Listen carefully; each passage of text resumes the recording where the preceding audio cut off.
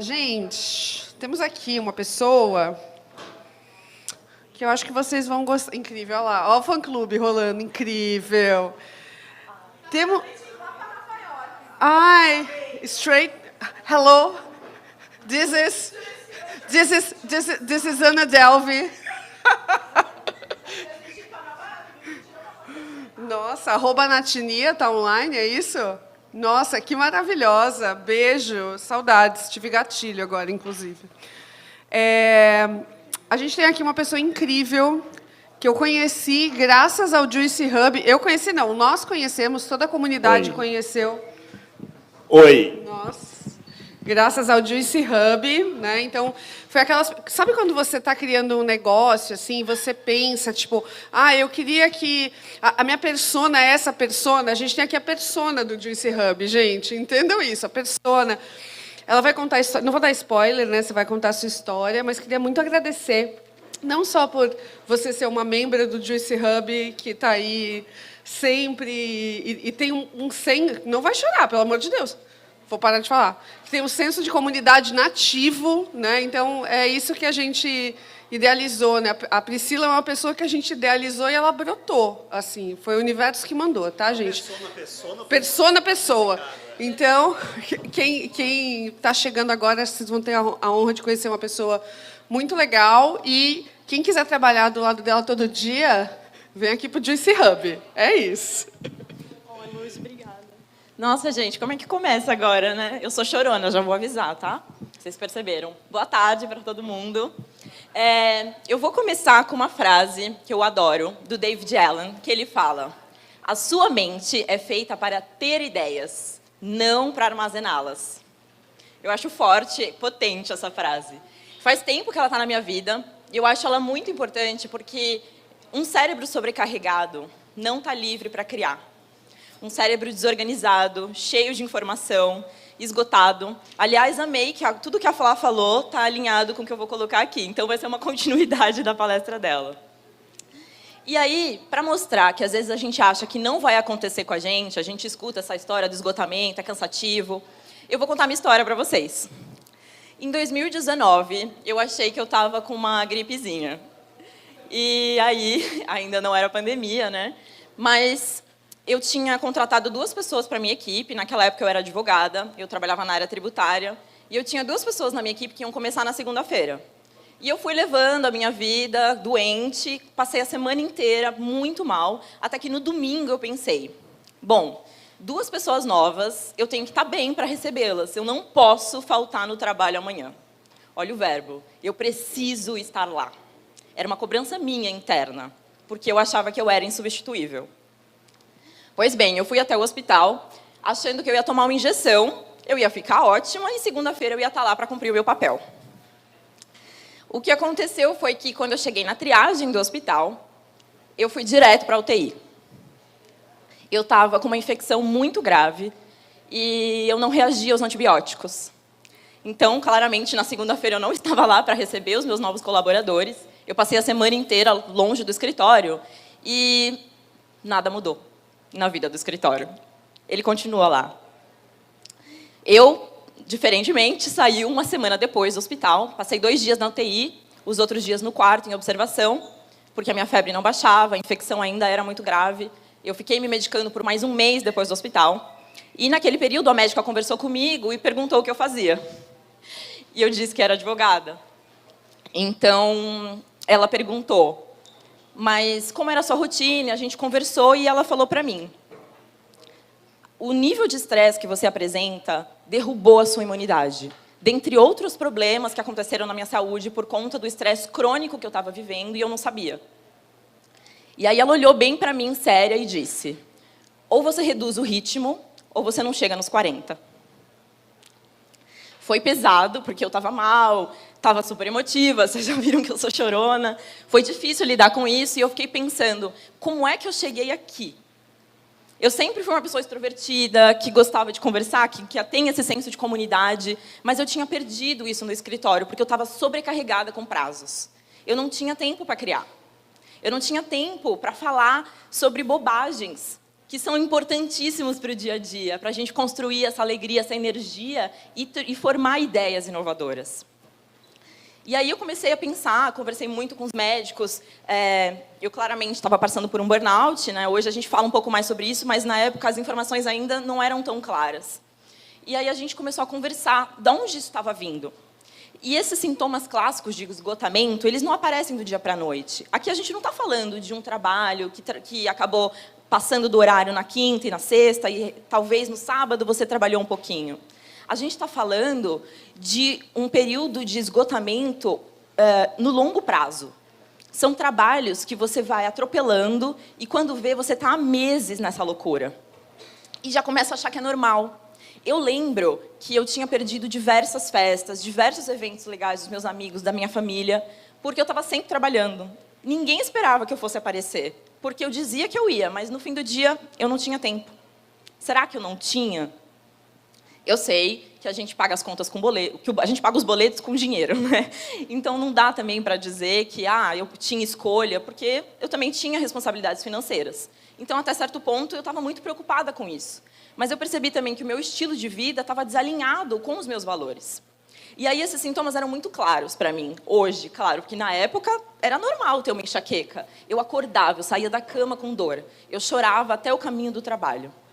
Eu não sei se alguém aqui já experienciou isso, mas eu me lembro do dia que eu cheguei. Foi quando eu decidi que não dava mais. Eu olhava a catraca do prédio da Faria Lima e eu chorava. Eu não conseguia subir. Insônia. Eu até conseguia pegar no sono, mas eu acordava no meio da noite assustada para olhar o WhatsApp, de tanta cobrança que a gente tinha. Eu era da área tributária, e aí na época estava rolando uma decisão do STF que revolucionou, a gente tinha 1 milhão de ações para soltar, era cliente ligando, era documentação fiscal para analisar, vocês podem imaginar a loucura. Nessa época, eu também perdia muito horário. Isso é muito comum. Aquele funcionário que chega cedo todos os dias, que está lá, que você sempre pode contar. Só que ele está trabalhando tanto, ele está sobre tanta estafa, que ela perde o horário. Isso era muito comum. E eu comecei a sentir vergonha, porque eu não chegava mais no horário. E eu não sabia por quê, porque eu gostava do que eu fazia. Dores no corpo. A minha cervical, ela já estava assim. Eu já nem ficava reta mais enquanto eu trabalhava. Porque era tanto tempo na cadeira, e era tão normal trabalhar até 1, 2 da manhã, que eu já achava que estava tudo certo. E esse é o problema. A gente para de perceber os sinais. Porque agora que está aqui no slide, a gente fala, nossa, mas como você não percebeu? Mas quando você está vivendo isso, não é tão claro. Porque os sinais eles vão aparecendo aos poucos. É uma ansiedadezinha que você sente aqui, uma enxaquecazinha que bate ali, uma dor nas costas, um dia você acorda travada, no outro dia você perde a hora. Só que quando você coloca isso tudo junto, você percebe o que está acontecendo. E aí, obviamente, quando você está de fora do problema, é muito mais fácil de você avaliar. Que foi o que eu fiz. Eu só cheguei a essa conclusão depois de passar em vários médicos, depois de ter deixado o trabalho. Hoje em dia eu não atuo mais como advogada, dá para perceber pelo sorriso.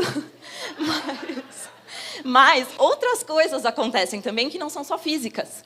A predisposição à procrastinação. Você não consegue se engajar numa atividade porque você está esgotada. Não é porque você não quer, não é porque você é preguiçosa, gente. Procrastinação não é preguiça. Você tem que entender o que está por trás dela. Ela é só um sintominha que é igual a febre. A febre não é doença. A febre mostra que tem alguma coisa errada com o nosso organismo.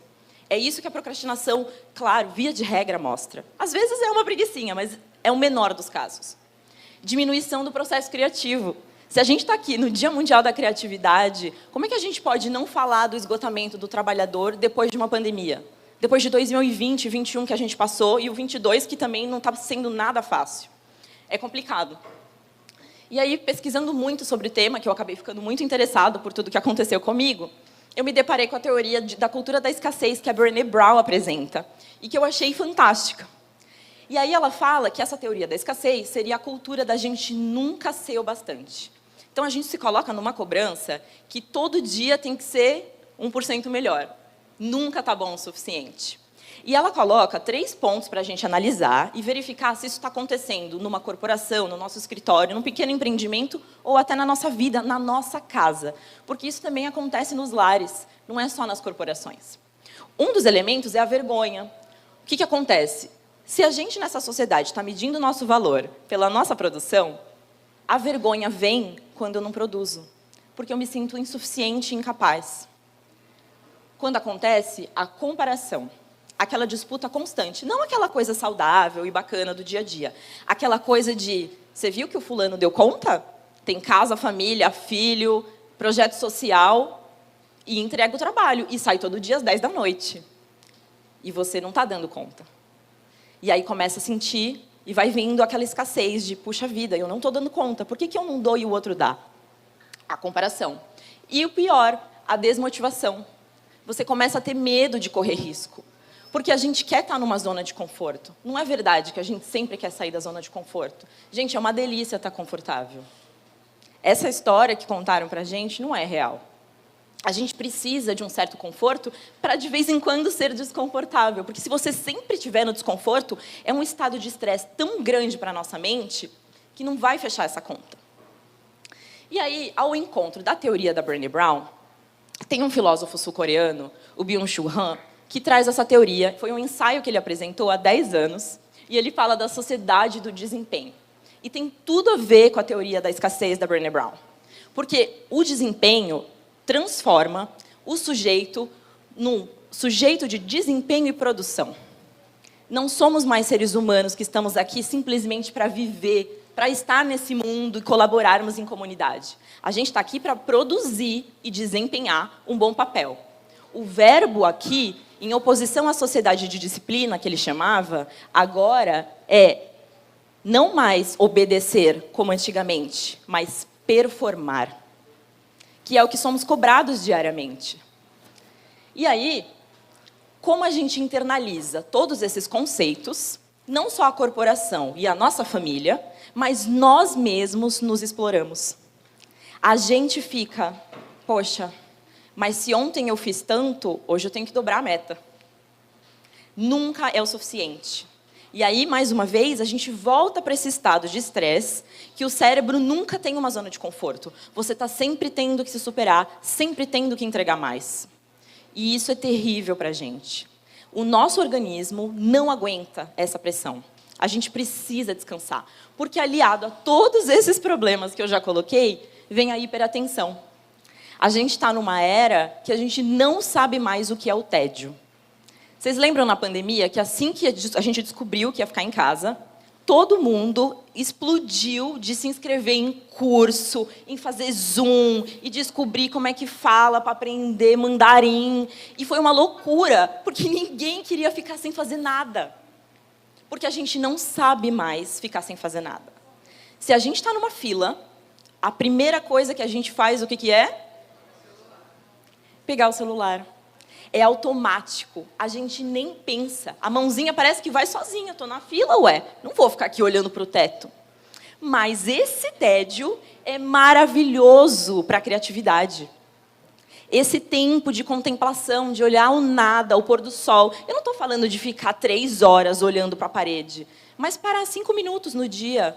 Vai lá fora, olha que lindo o visual que a gente tem aqui. Então, a gente está trabalhando aqui no Juice Hub, sai, dá uma olhada, vê o pôr do sol como é que está, fica olhando as árvores por 2, 3 minutos para descansar a vista, para tirar das telas. Porque a gente está o tempo inteiro. E às vezes, fazendo mais de uma... Às vezes não, a maioria das vezes, fazendo mais de uma coisa. A gente está conversando e está respondendo o WhatsApp. E acha que está fazendo bem as duas coisas, mas a gente não está fazendo nenhuma e nem outra. A gente não está dando atenção para a pessoa que está falando com a gente, porque a gente esqueceu até como é que olha nos olhos. Por quê? Porque os olhos estão na tela, estão no celular. E eu também não estou demonizando a tecnologia, tá, gente? Adoro, fico biscoitando no Instagram mesmo, mas acho que a gente tem que encontrar esse equilíbrio. Essa é a nossa proposta. Não é falar, cancelem as máquinas. Não é sobre isso. É sobre a gente repensar o que está acontecendo e entender como é que está a nossa saúde nesse processo também. E aí, um ponto importante da gente notar é que essa sociedade do desempenho que o Han coloca, ele está ligado, ele está contido no sistema neoliberal que a gente está hoje. Então, o capitalismo neoliberal, que é o sistema em voga hoje, traz todos esses conceitos com ele. Porque, em que pese ser um sistema econômico, ele dita também como a gente se relaciona. Então, se cada um é senhor de si e independente, também, nas relações, isso se apresenta. Por isso que eu coloco aqui, diferenças socioeconômicas e culturais são invisíveis para o capitalismo neoliberal. O que acontece aqui é que a gente desconsidera de onde essas pessoas vieram, as diferenças dela, as histórias de vida. Eu tenho certeza que, contando a minha história aqui, vocês podem ter se identificado com um ponto ou outro, mas eu contei um pedacinho, um evento que aconteceu na minha vida. Vocês não sabem da linha completa até eu chegar aqui para estar falando com vocês. Eu aposto que as nossas histórias são diferentes. Então, quando a gente fala que cada indivíduo é responsável por si, sem considerar todas essas diferenças socioeconômicas e culturais, principalmente num Brasil tão desigual como a gente vive, é muito cruel. A ideia aqui é a gente refletir sobre isso. E como o Han coloca, falando sobre a questão do desempenho, ele vai além. Ele fala também da sociedade do cansaço. Porque se tem uma coisa que a gente concorda hoje em dia, é que está todo mundo cansado. A gente acorda e pensa, nossa, não dormi o suficiente. Puxa, eu não tenho tempo suficiente. São sempre os pensamentos que vêm à mente. Por quê? Porque a gente está nessa correria, nessa produção de performar. Então, a gente esqueceu de como ser pessoa, de simplesmente estar no mundo e viver. A gente só pensa na gente enquanto produto desse capital. Como é que a gente vai performar e entregar valor para o capitalismo? É isso que a gente pensa todos os dias quando acorda. Quando vai para o trabalho e desconsidera que não está bem, que não dormiu o suficiente porque trabalhou demais no dia anterior. E, mais uma vez, eu não estou falando de um dia ou outro, de uma eventualidade que acontece. Eu estou falando de um sistema que te coloca nessa produção no longo prazo. 3 meses, 6 meses, 1 ano. Eu passei 12 anos no direito. Não foram 6 meses que me levaram a isso. Não foi o último escritório que foi ruim. Foi um sistema que foi me assolapando e chegou um momento que eu não tinha mais nada dentro de mim. E eu me lembro, no dia que eu avisei que eu sairia para uma pessoa que não era minha amiga, assim, me conhecia, mas não tinha intimidade comigo. Eu contei, falei, eu estou indo embora, né? Estou com outros projetos, estava me programando para isso. E ele disse, nós não temos intimidade, mas eu estou feliz, porque aqui você tinha perdido o seu brilho. Eu estava seca. Eu não tinha mais nada para dar. Eu não tinha alegria, eu não tinha senso de comunidade. Eu queria ir para o escritório, fazer o meu trabalho, performar, porque eu precisava disso, senão vinha a escassez. E ir embora, dormir para estar bem no dia seguinte, para trabalhar e performar o dobro. Gente, essa conta não fecha. E é por isso que é importante a gente refletir sobre isso. Eu não estou aqui demonizando o capitalismo neoliberal. A gente vive nele. E é importante que a gente critique o sistema que a gente vive para entender como melhorar como sociedade, porque eu acho que a gente quer progredir. Ninguém quer andar para trás. Então, como é que esse sistema pode melhorar e permitir que a gente não enlouqueça? Porque se a gente for fechar essa conta lá na frente, vai estar todo mundo doido. Será que é isso que a gente quer? E aí esse pensamento individualista transforma pessoas em inabaláveis. No Instagram, ninguém posta quando está chorando em posição fetal na cama. Eu nunca postei. Eu posto quando eu acho que eu estou com um vestido maravilhoso, o sorriso está lindo. É claro. As pessoas são lindas. A gente edita o sorriso, porque tem que estar feliz. Ninguém posta foto com a cara meio triste.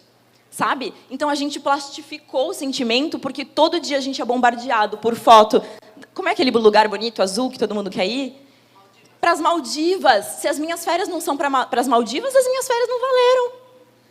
Porque as pessoas olham o Instagram e as fotos são todas de lá. Todas as blogueiras estão lá. Só que eu não fui, porque eu não tive condições. Será que as minhas férias não foram tão legais porque eu fiquei aqui em Santos? Quantas pessoas queriam ter o privilégio de morar nessa cidade e a gente esquece disso? É que a gente se acostuma com o que é ordinário, que está ali para a gente todos os dias. Então, é importante, mais uma vez, refletir. Eu não estou trazendo verdades. Eu estou jogando só as pontinhas para a gente falar, poxa, será que faz sentido o que essa menina está falando para mim? Para a gente olhar para a nossa própria rotina e pensar, como é que isso está operando no meu dia a dia? Eu estou bem, eu estou feliz, eu estou respeitando a minha saúde, eu estou perto da minha família, ou eu não estou passando o tempo que eu gostaria com eles, com os meus amigos? E aí, aquelas máximas que ficaram bem famosas ultimamente no Instagram, pela galera da alta performance, que são bem nocivas. E aí, isso tudo tem raiz no neoliberalismo, porque a gente está falando da individualidade de cada um. E, mais uma vez, invisibilizando essa sociedade, as diferenças socioeconômicas, a gente diz o quê? Querer é poder.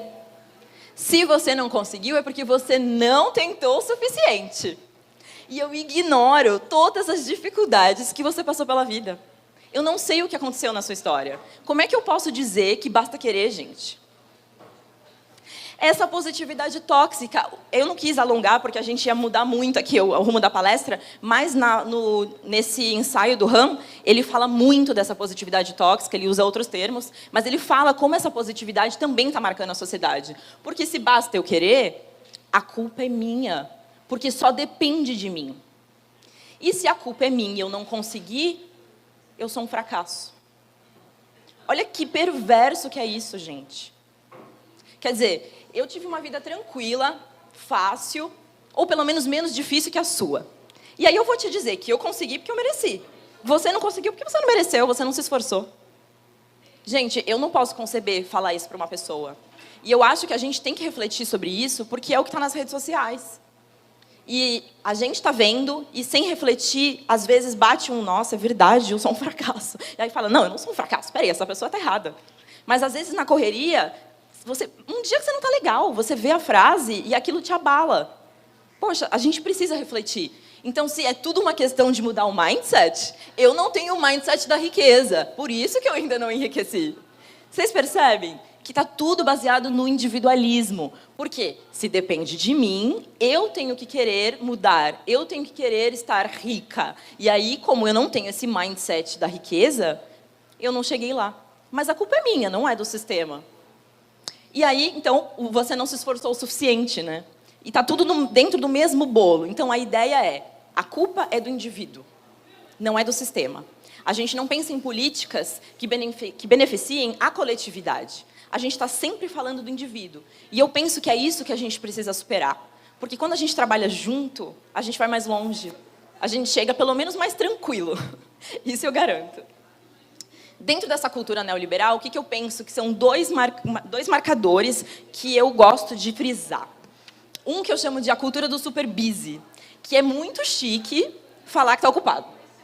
Você encontra a amiga no cafezinho e fala, e aí, amiga, tudo bem? Ai, uma correria, você não sabe. Ah, eu também. Nossa, estou numa correria. Às vezes você nem está nessa correria toda, mas virou normal você falar que está correndo, porque é chique, está com a agenda cheia. Um exemplo. Uma amiga nossa aqui do Juice, que está em Nova York hoje, tem uma agenda maravilhosa como a minha, e claro, tem uma camada de privilégio, porque a gente não responde diretamente para ninguém, então a gente tem total liberdade sobre a nossa agenda. Abrimos a previsão do tempo e vimos que uma segunda-feira estaria um sol maravilhoso na cidade de Santos, que moramos, e aí os outros dias choveriam. Um olhou para o outro e pensamos, vamos à praia na segunda-feira, porque vai estar sol e nos outros dias não.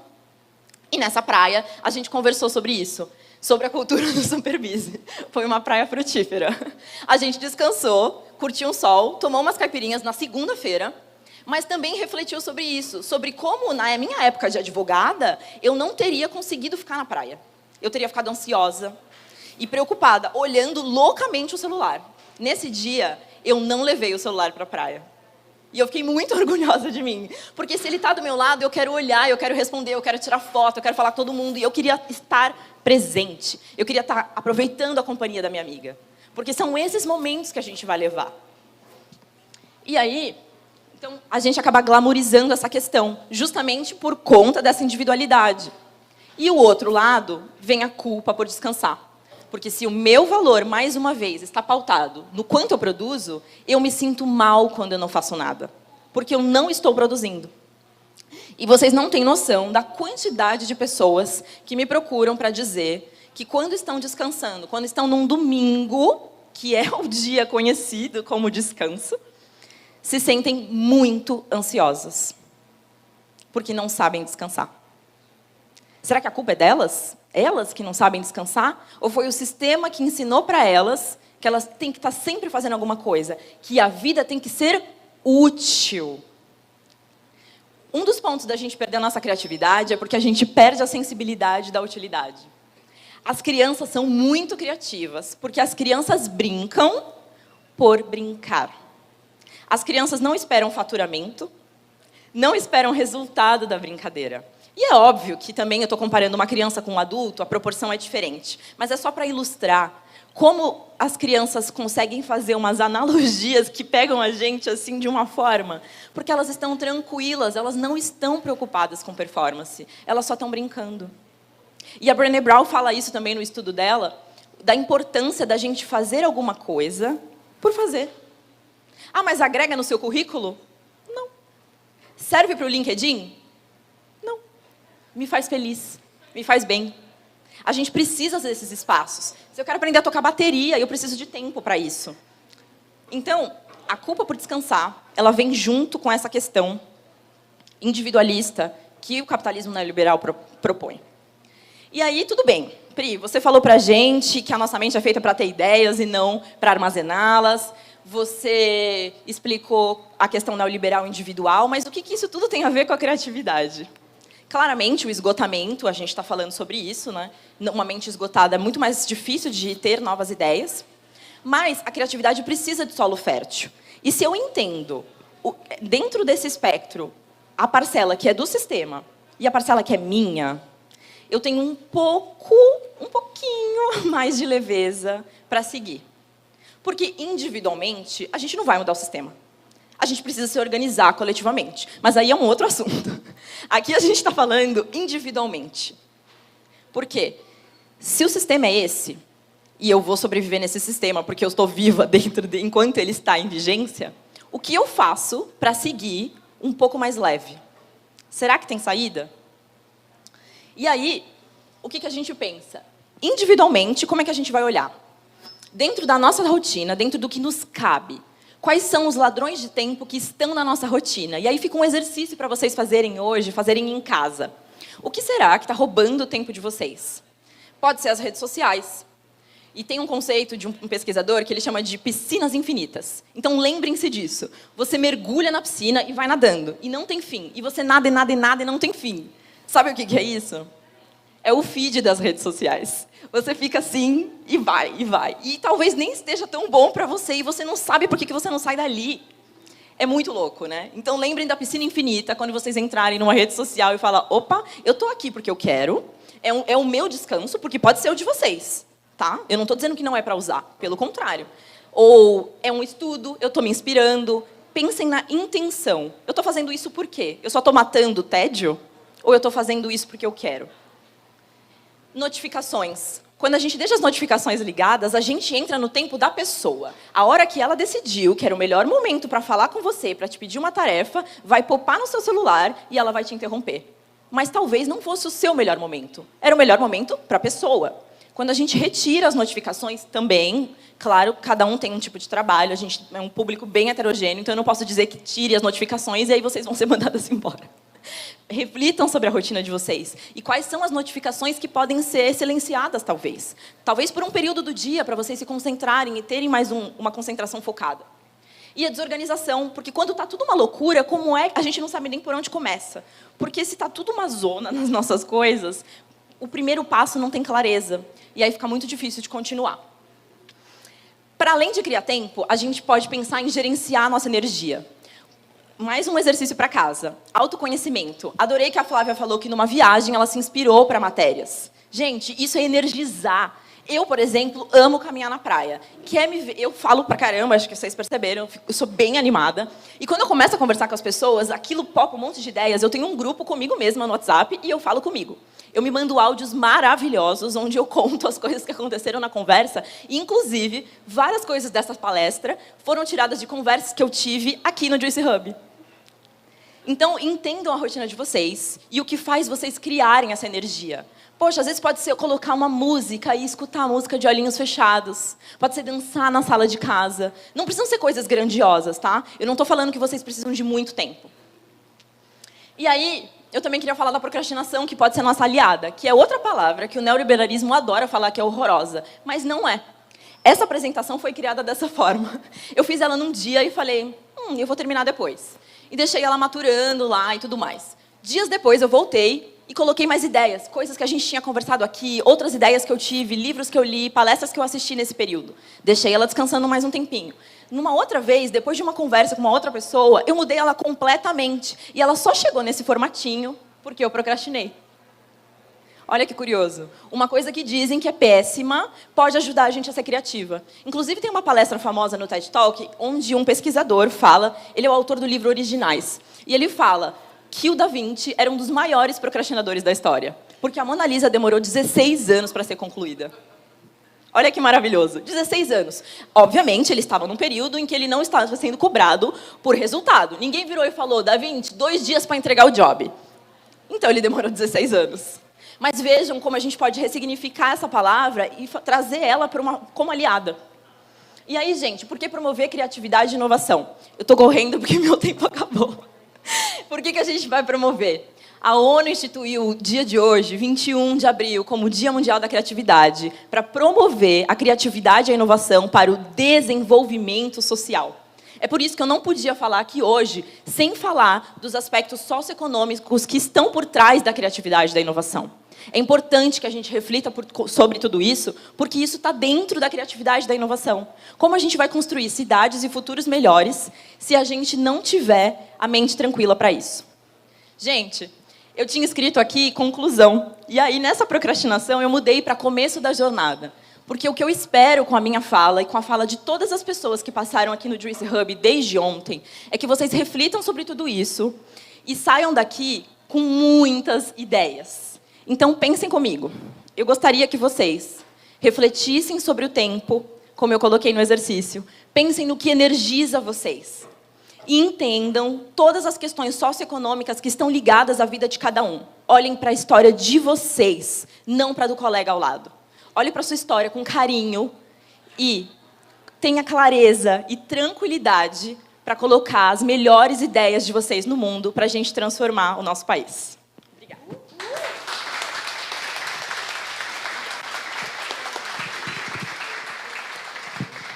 As melhores pessoas estão no Juice Hub. Vocês têm alguma dúvida disso?